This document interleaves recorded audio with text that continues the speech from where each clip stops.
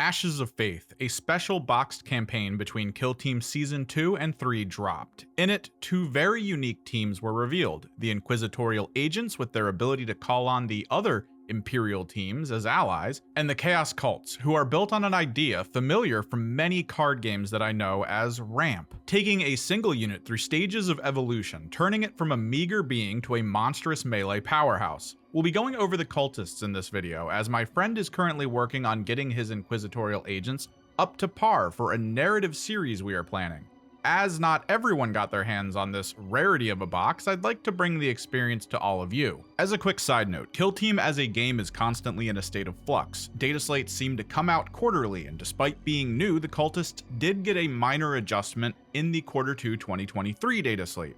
Always remember to check the Warhammer community page to keep up to date with any balance changes going forward. For now, thanks for stopping by. This is YouTube, and if you're new and interested in tabletop content like Kill Team, maybe tap that subscribe button, maybe a like if you're so inclined. Also, quick reminder that we have a community Discord linked in the description, where you can come and show off your projects or report on any of your matches. Let us know how your hobby is coming along. With that said, let's take a look at this wild new melee-heavy force of nature.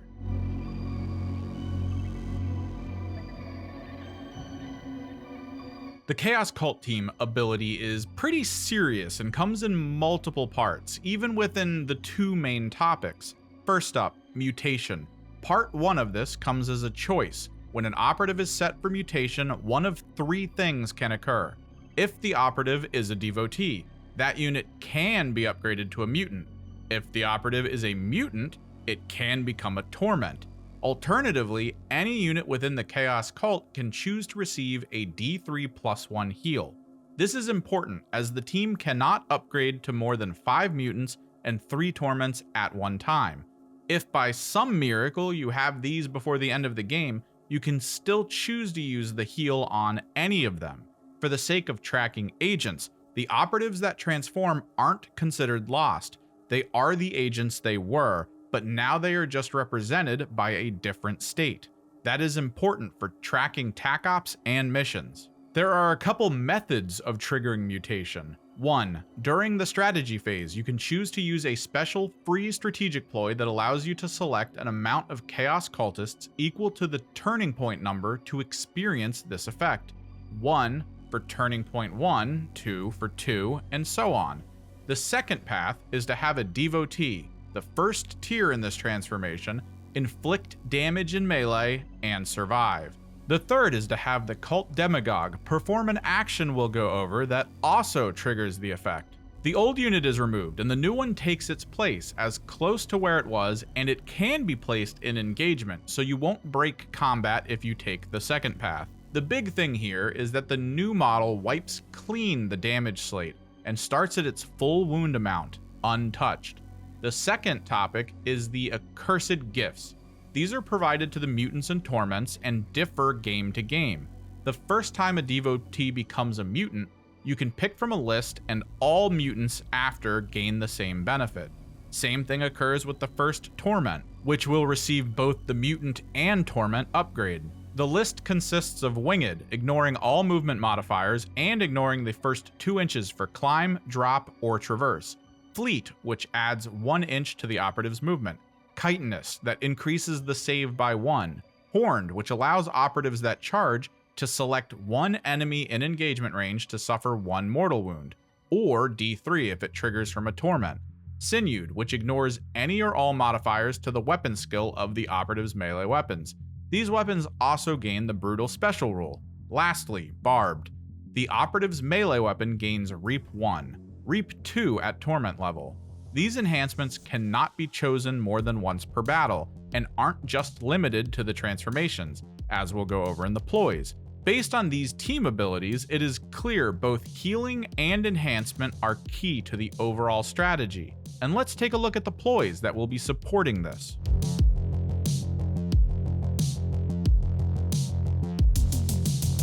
From the strategic Ploys, we start with Exaltation and Pain. This will prevent the team from experiencing basic injury, and will allow for 1 reroll of a defense dice for any operative below its full wounds. ideal for durability and most likely useful in Turning Point 2 and beyond. Fervent Onslaught kicks in for the big melee turns. It allows operatives to retain one successful normal hit before any dice are rolled. Creatures of Nightmare assists mutants and torments in having control of objectives by reducing the total enemy team's control of it by 1 if they are within 2 inches of the objective marker. Sickening Aura provides mutants, torments, and members of the Dark Commune a 2-inch aura that worsens enemy ballistic skill and weapon skill by 1. This isn't an injured state, but it is also not cumulative with injury, so I do believe this should make it around many teams' anti-injury abilities, like the Heretics Chronomancer ability or the Phobos and They Shall Know No Fear ploy. In the big melee phase, you may find dropping Exaltation, Fervent, and Sickening will provide your team a massive edge for the turn. The Tac ploys start off with Faithful Follower. If your Cult Demagogue, Iconarch, or Mind Witch are targeted in shooting and there is a more expendable cultist within 2 inches, you can force the shooting attack to target that instead. Abhorrent Mutation allows you to provide a non-Dark Commune operative an accursed gift from the list we already went over to keep going forward upon gaining the upgrade. This is a way to have a torment with 3 total gifts. What is interesting is the accursed gifts say you cannot select them more than once per battle, so outside of the 2 universal ones you select for the mutations, I'm not sure if 2 units that gain the abhorrent benefit can share the same one. Also, if you provide a unit a benefit that might be better served as a universal upgrade, you might lose the ability to use it for that. Keep all that in mind. Frenzied Demise is a self-detonate ploy for mutants and torments. Upon incapacitation, you spend the point, select one enemy operative within 2 inches, and roll a dice for damage. D3 for mutants and D6 for torments. Lastly, Unleash the Demon. This provides a form of double fight to mutants and torments. When they activate, you use the ploy to give the agent a free fight action as well as the ability to perform 2 fight actions total. The only way to allow a 2 APL unit to charge and fight twice. This would also allow for an agent already in combat with 2 enemies to kill them both and charge into another, or simply move away. Many good options here for this melee-focused team. All of these ploys create the makeup for a team that is worth saving command points for in the first turning point to unleash devastating melee rounds. But what kind of missions will you have to complete with this Horde team?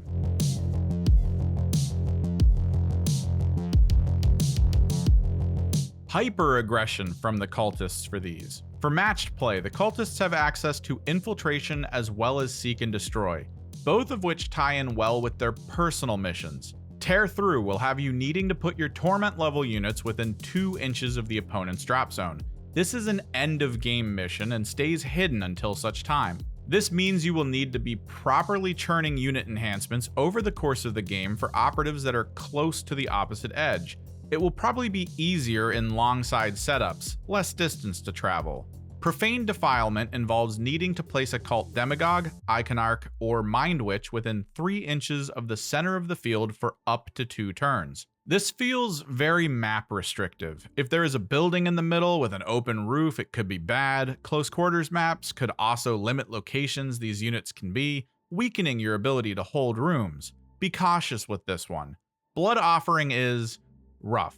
You have to preemptively reveal it so your opponent knows what's up.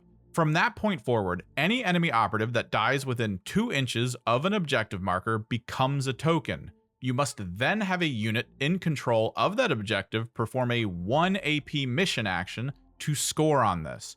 The Cult Demagogue can do this from 6 inches away if it needs to.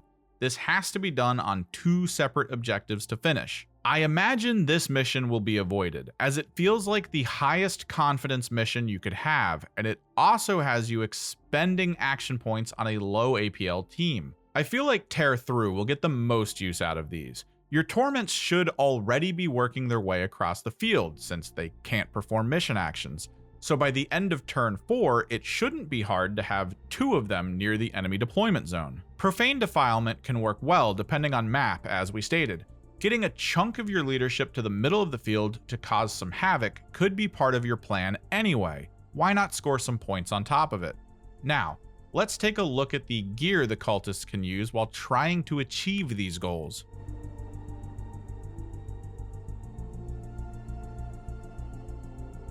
The all too common frag and crack grenades pop up for the cultists. These tend to be a good choice, as their ballistic skill always seems to be 3, beneficial in the hands of units that normally hit on 4.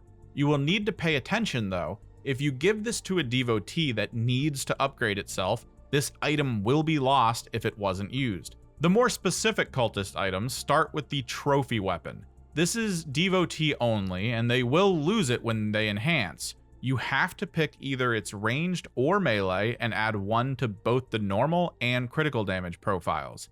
This would up either to a 3-4 level. Not the worst for 1 point, but you can only have 1 of this on your team. Covert Guise will probably see a lot of use, as it provides devotees a free dash during the scouting phase. Great mobility and a good way to get some mutations in forward positions, ready to attack. The Chaos Sigil provides the operative a 5+ invulnerable. This persists even through mutation.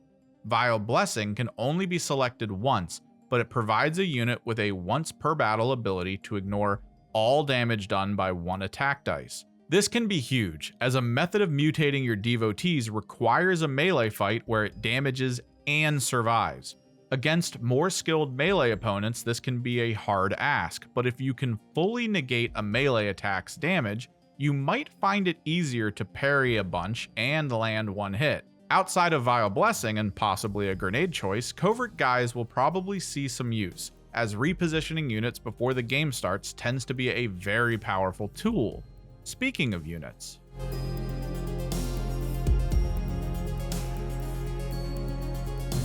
there are 2 main groups with the cultists, the group of specialists known as the Dark Commune, and then their puppets known as devotees. Within the Dark Commune, you have the leader unit, the Cult Demagogue.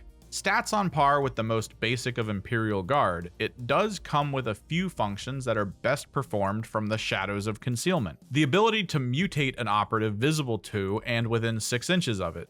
The ability to force an operative in the same range to perform an out-of-sequence fight, as well as the ability to make an operative in the same range either dash or perform a 3-inch charge. A lot of actions for a 2 APL unit, so each decision will be direly important. The Commune has 2 Blessed Blade units that have an interesting function. They are both mid to high tier melee powerhouses that ensure that enemies can't retreat without taking some wounds. Their big function is the Attuned in Purpose ability. If the Blessed Blades are within 6 inches of each other, when one activates, the other is activated as well, and both can perform actions in any order. Unlike GA2, this would allow both Blessed Blades to charge any opponent simultaneously to gain the melee benefit, and then each can fight in any order. You won't have to wait for one to be finished before the other can go. Useful in a team with so many units. The Iconarch is the flamer of the Commune. It will want to play on the front line, surrounded by fodder. It can assist in the capture of objectives by counting as a 3 APL unit in those calculations. The big thing is that it increases damage dealt by attack dice on any enemy within 4 inches of this operative by 1. Even its burning sensor becomes a 3-4 flamethrower at that range. It also acts as protection for allies within 4 inches of it by reducing damage they take by 1 to a minimum of 3 based on the current data slate. The Mind Witch is probably one of the best psychers in game right now. Designed as a backline support that can also sow death and destruction from up close if necessary. It can reduce an enemy's APL by 1 as long as it is within line of sight. It can place a token anywhere it can see that causes 1 mortal wound on all enemies within 2 inches of it. It triggers the damage again at the end of the turning point. This makes this unit good to activate at the end of all enemy activations, ensuring 2 mortal wounds on possibly a handful of enemy units. It can also cause mortal wounds on an enemy within 6 inches of it that increases the closer they get, starting at 3 and scaling all the way up to D3 plus 5. The potential for 8 mortal wounds, the most for a single dice roll in the game right now. Beyond these Dark Commune leaders are the 10 devotees you will take. Their stats are not great. The GA2 redeems them a little, but it also causes some issue if you are worried about total activations. As they mutate into their next forms, the GA2 is lost, increasing overall activations and opening you up to more overwatches. I do believe that if the devotee transforms from its melee path during its activation, you would still activate another devotee after, as the trigger for GA2 seems to be at the start of its activation. We may need a QA to verify, but I believe this may be how it works. The mutant form has similar stats to the basic devotee, but has better melee with Relentless and Rending, as well as a 5+ Feel No Pain for all damage. They will have issue with mission actions and pickup actions, as they will need to spend all their points on either. I do believe, however, that if a devotee picks up an item and then mutates, the mutant still holds the item. Only when it advances to a torment is the item dropped. The torments are the meat tanks of the Chaos Cultists, a whopping 13 wounds that, if you remember, upon mutating into this new form, the model just has. A mutant could be on its deathbed at 1 wound remaining, and then suddenly the enemy is faced with a 13 wound monstrosity. The melee weapon damage is upgraded to a 4/5 on 5 attacks, still with Relentless for the full rerolls and Rending for the better chance at multiple crits. Mission actions become a thing of the past for this tier, and light cover as well as models with 11 or less wounds no longer provide protection for this beast. It also carries the 5+ Feel No Pain these mutations have, making them horrifyingly durable. These are the units. Mercifully, they are not an adaptable team. You get your 5 Dark Commune operatives and your 10 devotees. It is important to note for narrative play that the mutants and torments are not treated as on-list operatives. They are merely states of being that the devotees can ascend to during play, only to return to their base form for any follow-up matches. So with roster building rendered unnecessary, let's take a look at some concepts.